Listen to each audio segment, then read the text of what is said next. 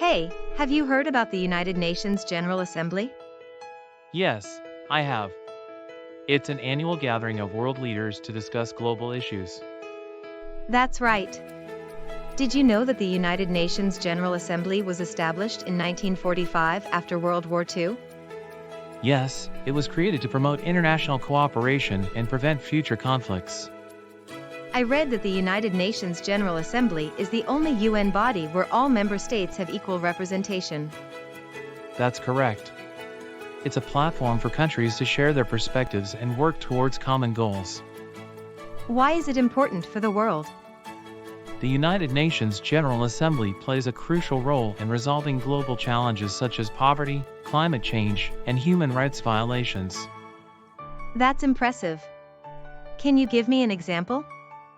Sure.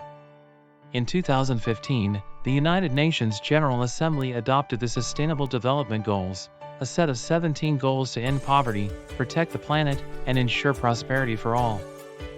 Wow, that's amazing. I had no idea the United Nations General Assembly was so influential. Yes, we need to broaden our minds. There are billions of people on the planet. It's a powerful force for good in the world. Brought to you by Animus Prime Research.